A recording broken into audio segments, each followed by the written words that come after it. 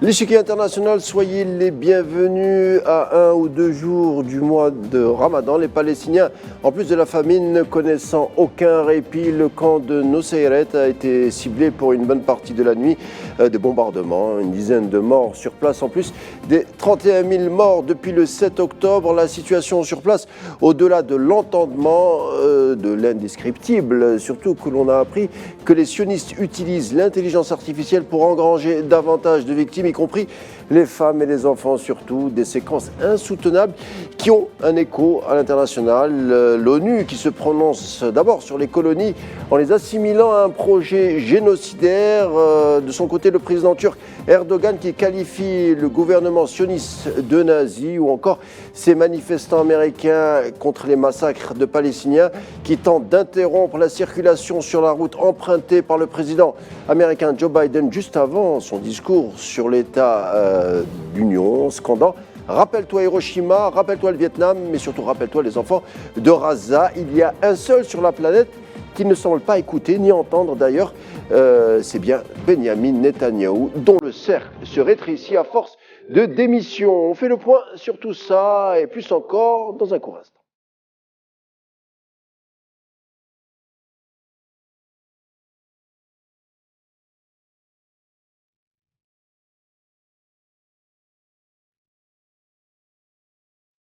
Situation à Gaza et cette entreprise de déshumanisation des Palestiniens qui sont à peine des statistiques et encore, pour les officiels occidentaux, des images d'enfants, de femmes au bord de la famine, lesquelles n'émeuvent aucun dirigeant occidental, en tout cas pas assez pour au moins tenter une pression à l'endroit de Netanyahou. Justement, pour en parler, je reçois ce soir Jacob Cohen, auteur, spécialiste aussi de la question sioniste sous tous ses tifilins.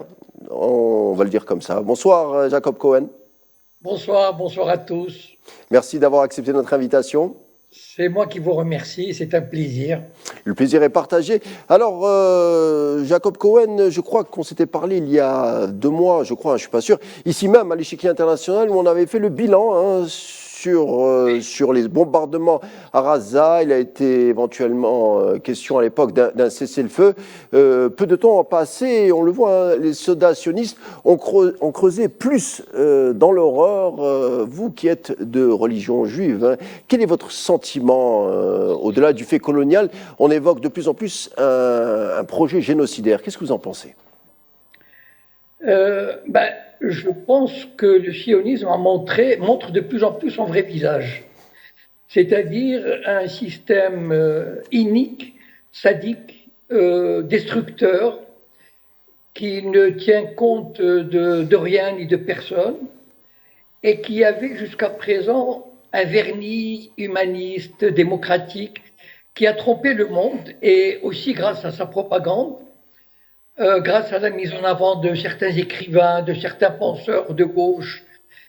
Et donc il a réussi, d'ailleurs par exemple, je vais vous donner un exemple simple, il y a quelques mois avant la guerre d'octobre, avant l'agression d'octobre, on avait beaucoup glosé sur ces dizaines de milliers, des centaines de milliers de manifestants favorables à la Cour suprême, soi-disant que la Cour suprême exprime la justice, les droits de l'homme en Israël. Et ça, c'est une arnaque extraordinaire, parce que la Cour suprême est un organe essentiel de la domination sioniste. Et je vais vous donner 2 exemples. La Cour suprême n'a jamais condamné la destruction des maisons des familles palestiniennes qui sont une punition collective condamnée par les conventions de Genève.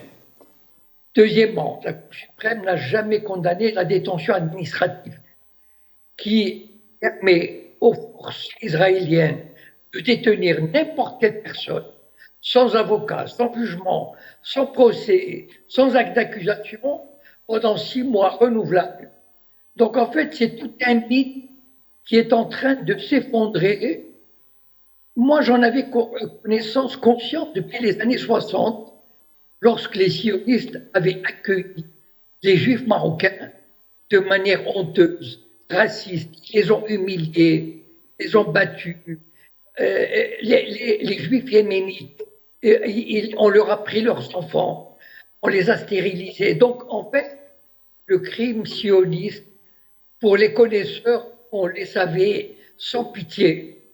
Et maintenant, on découvre vraiment jusqu'à quel point il peut aller. Et c'est un sentiment terrible de frustration et aussi parce que ça dure depuis des décennies et le monde n'avait pris conscience pour diverses raisons que on ne va pas préciser ici, mais le monde n'avait pris conscience de ce danger, voilà, de ce danger-là, et jusqu'où il pouvait aller. Alors, restons sur ce sujet rapidement. Hein.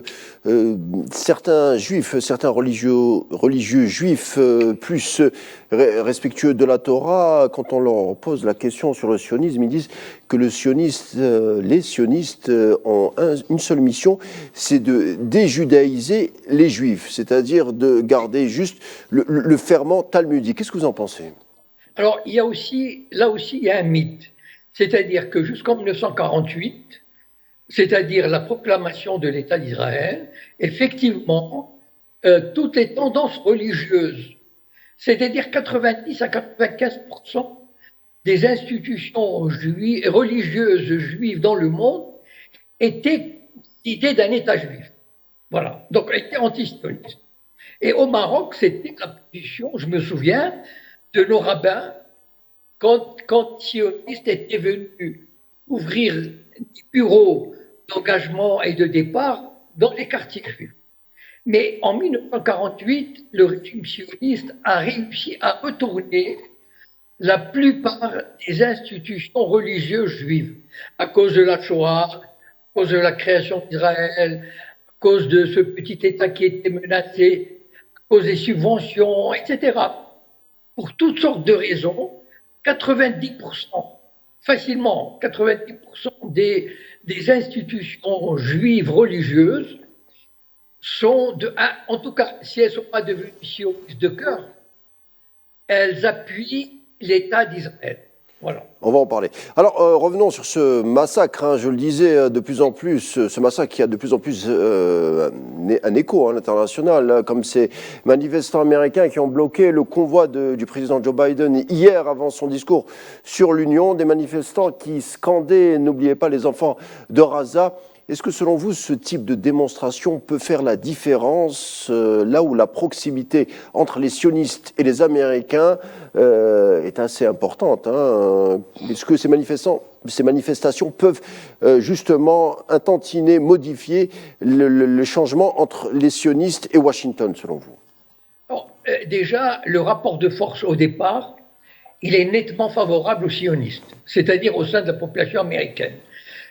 Pour une raison simple, c'est que le Mossad a à sa disposition 15 à 20 000 sayanim aux États-Unis, c'est-à-dire des juifs américains qui sont dans le monde du cinéma, de la télévision, de la finance, etc. etc. Les sayanim, je rappelle, des agents dormants. Hein.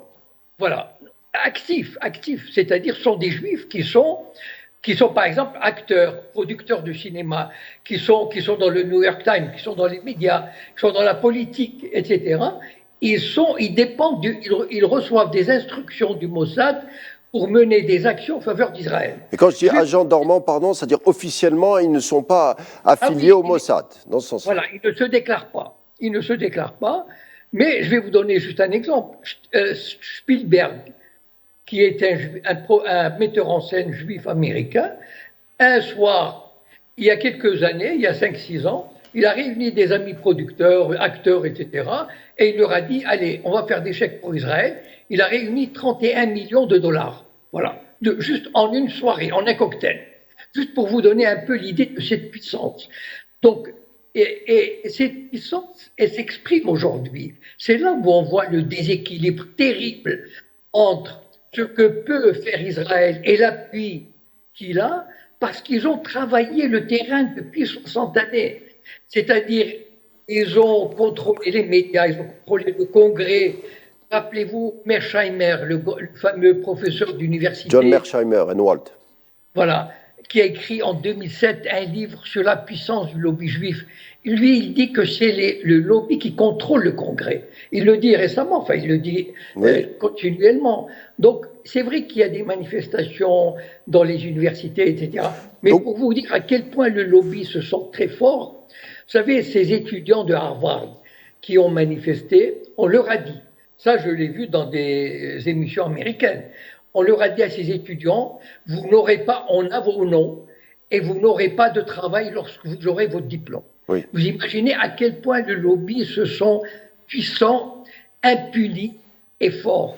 Et donc, c'est vrai qu'il y a aujourd'hui une tendance à renverser la situation, mais on ne peut pas dire que même on a atteint un équilibre. Enfin, à mon avis, Donc selon vous, je ne sais pas, la tirade de Joe Biden, le président américain, à l'endroit de Netanyahou lors de son discours de l'Union, hein, qu'il dit l'aide humanitaire ne peut être une considération secondaire ni une monnaie d'échange. Il va falloir que Netanyahou se le mette dans la tête. Le ton se veut appuyé. Selon vous, c'est une posture ou un réel ras-le-bol du président américain C'est vrai que Biden est gêné aux entournures.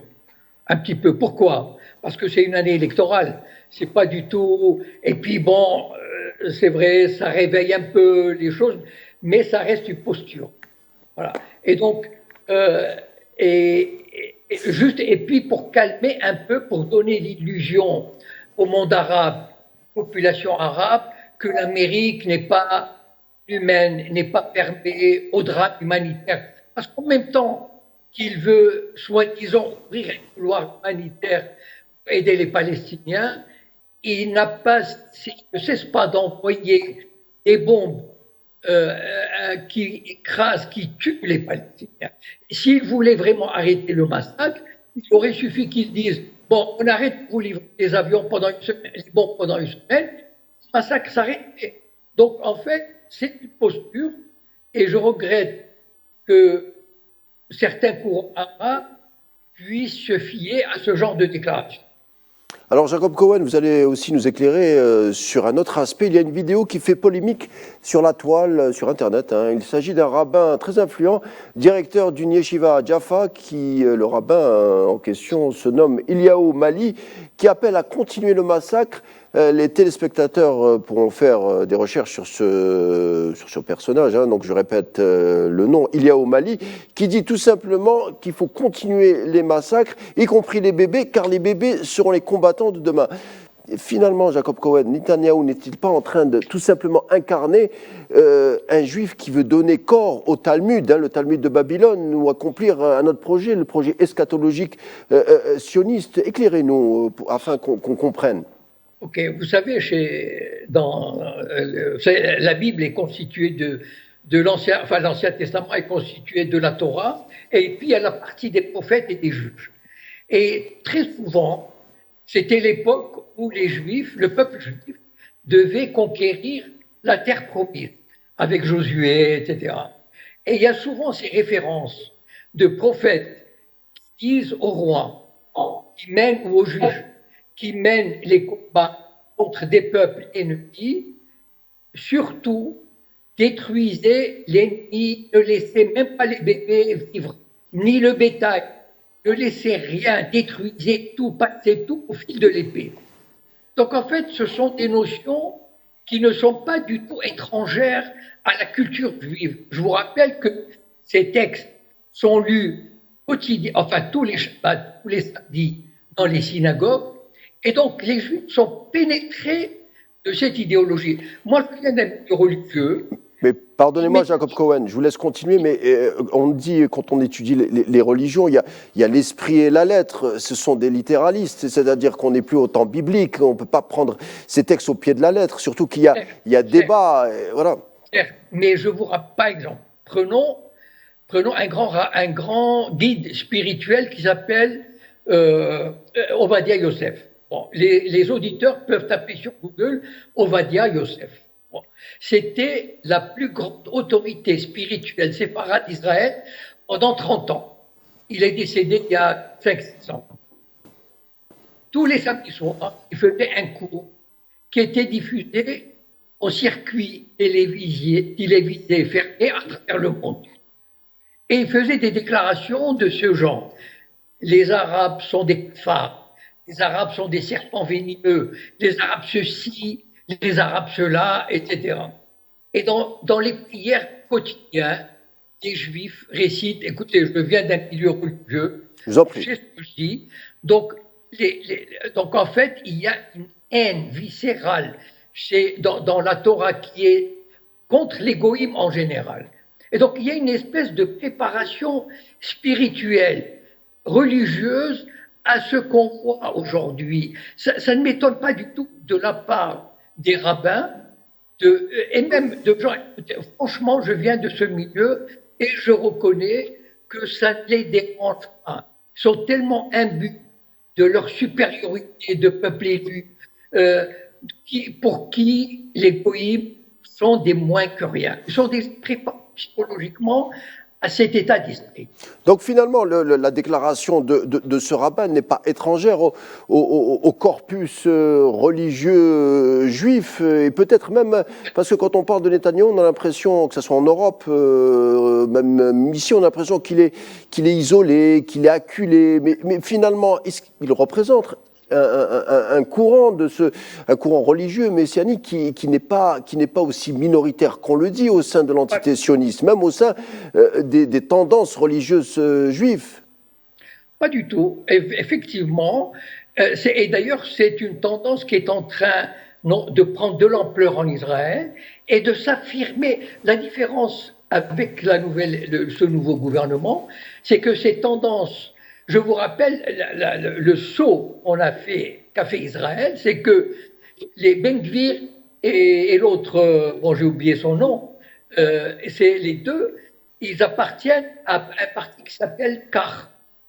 Et ce parti a été interdit pour cause de racisme. En 1990, il était interdit de représentation à la députation.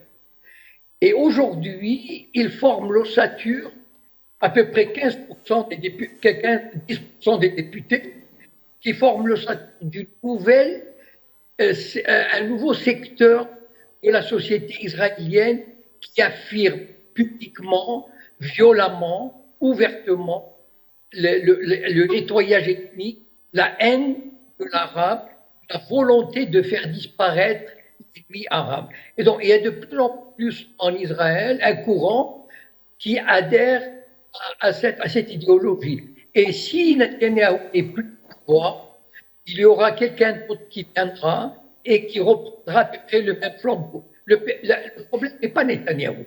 Le problème, c'est tout ce courant qui représente de plus en plus d'ampleur de la société israélienne, notamment qui est dans les colonies, et donc avec lequel il faudra de plus en plus compter. Donc finalement, ce que vous nous dites, c'est intéressant. En fait, le sionisme, le mot sionisme, le sionisme est un courant politique d'extrême droite. Là, ce que vous nous dites, c'est qu'on est au-delà, puisqu'on est en train de parler d'eschatologie, de fond théologique, de débats religieux, puisqu'on a évoqué le Talmud, on a évoqué certains courants messianistes. On a dépassé le sionisme, on n'est plus dans la politique, on est vraiment dans une eschatologie, c'est-à-dire l'eschatologie, c'est l'avènement de la fin des temps au niveau religieux. Non, je reviens d'abord au sionisme, au départ. Le sionisme, quand les sionistes, enfin les premiers, comme ils s'appelaient pionniers, dans les années 20, 1920, sont arrivés en Israël, ils étaient athées. On ne voyait pas un religieux, enfin, un religieux, c'était quelque chose d'exceptionnel. Mais ces religieux, enfin, pardon, ces militants athées, totalement athées, en général socialistes, communistes, anarchistes, ils avaient déjà la haine de l'arabe. Déjà, au départ, ils ne voulaient absolument pas le fusion d'un État juif était un État ethniquement pur, ça veut dire sans les Arabes. Racialiste. Il faut partir de cette idée-là. C'est que le sionisme originel, qui était athée, qui n'avait aucun rapport avec la Torah, avec les rabbins, avec la diaspora, il était dès les années 20 anti-arabe, il voulait nettoyer ethniquement la Palestine. Donc, dès le début, il y avait cette idée, cette idéologie, et c'est un gouvernement socialo-communiste de 1948 qui a réalisé les nettoyages ethniques de 1948. Donc, en fait, les deux, le courant sioniste originel et le courant religieux, s'unissent, se rejoignent dans cette idée qu'il faut faire disparaître les Palestiniens d'une façon ou d'une autre. Mais justement, c'est-à-dire ce type de débat existe aux États-Unis, c'est-à-dire qu'on étudie la question de l'entité sioniste par le prisme religieux. C'est une notion qui n'existe pas en France. Hein. On ne parle parce qu'on estime, c'est un pays laïque, donc on n'évoque jamais ces sujets. En tout cas, on ne l'étudie pas par le prisme de la religion, en tout cas de l'eschatologie. C'est pas c'est pas le fait du hasard, Jacob Cohen. En fait, comment dire, la question c'est que le sionisme originel, qui était anti-religieux, vraiment anti-religieux, enfin quasiment athée et anti-religieux, il s'est laissé imprégner petit à petit par ce courant religieux. Et par exemple, enfin, moi qui allais en Israël pour visiter ma famille, au sens large, depuis les années 60, on voyait cette évolution. C'est-à-dire les gens, à partir des années 2000, quand je me baladais dans les rues, le soir, la moitié des hommes portaient une kippa, ça veut dire ce symbole religieux, traditionnaliste, etc. Et j'ai voyé la radicalisation chez les gens de la petite classe moyenne, parce que ma famille vient de la petite classe moyenne. Mhm. Je voyais cette infiltration de cette idéologie petit à petit. Et en fait, juste un exemple. Il y a un grand chanteur qui s'appelle en Israël Shlomo Artzi. Shlomo Artzi, c'est le chanteur pop, la drogue, le hash, la liberté, toutes sortes de libertés, etc. Et il représentait ce courant de Tel Aviv, moderniste à la pointe, San Francisco. Il a une chanson qui s'appelle San Francisco. L'ouverture, quoi. Voilà. Et puis, il y a 2, 3 ans, il a fait un concert en compagnie d'un religieux extrémiste, un vrai religieux extrémiste, colon, etc. Et moi, quand j'ai vu ça, je me suis dit, c'est vraiment un signe incroyable de l'évolution de cette société-là. C'est-à-dire que même les laïcs aujourd'hui finissent par accepter, par se laisser imprégner. Il y a des laïcs qui parlent de troisième temple. C'est quelque chose d'incroyable. Aujourd'hui, on voit des gens, des soldats par exemple, qui sont laïcs, pas religieux, qui ne portent pas le kippa. On le sait à cause de la kippa. Bon. Donc, qui ne portent même pas la kippa et qui se laissent imprégner par cette idée eschatologique de la venue du Messie, troisième temple. Donc, il faut détruire la mosquée Al-Aqsa, etc. Et donc, il y a vraiment un courant qui est inarrêtable vers ce messianisme intégriste et fasciste Donc finalement, de prendre la société israélienne. donc finalement, ce que vous êtes en train de nous dire, c'est que Netanyahou n'est pas aussi minoritaire qu'on le dit. En tout cas, Jacob Cohen, il reste 2 minutes. Je vous demanderai quand même de me répondre avec une citation. Les Palestiniens et la Palestine sont toujours là, malgré les efforts de l'entité sioniste depuis ses origines, pour s'en débarrasser. Hein. Ils ont des bombardements, nettoyage ethnique, blocage au niveau de la communauté internationale. Enfin, le projet palestinien comme idée et comme mémoire, comme patrimoine, comme réalité est encore là. Souvent, on a tenté de l'enterrer, souvent on a tenté de le marginaliser, mais la Palestine et son peuple n'ont tout simplement pas disparu, Jacob Cohen. Comment vous l'expliquez? Eh bien, parce que la situation était telle que les sionistes sont des gens qui ont une certaine pratique. C'est-à-dire, jusqu'à présent, même à Netanyahou, moi, je prétendais jusqu'à il y a quelques mois que Netanyahou était quelqu'un de modéré. C'est-à-dire quelqu'un qui avait le sens de la diplomatie, parce qu'il a étudié aux États-Unis, il a travaillé aux États-Unis, etc. Et donc, il tient compte de ce qui se passait sur la scène internationale. Et donc, ils ne pouvaient pas, ils se partis de manière progressive. Mais on a l'impression, j'ai l'impression en tout cas, qu'aujourd'hui, le régime sioniste a accéléré le pas et il va faire tout ce possible pour éliminer Merci. les Palestiniens de ce territoire. Merci. Malheureusement. Voilà, en guise de conclusion, merci beaucoup Jacob Cohen. Nous avons été accompagnés par vos explications ce soir. Ce fut un plaisir. J'espère vous revoir bientôt. Tout de suite l'édition en langue arabe. Et quant à moi, je vous retrouve demain en vous souhaitant une agréable soirée.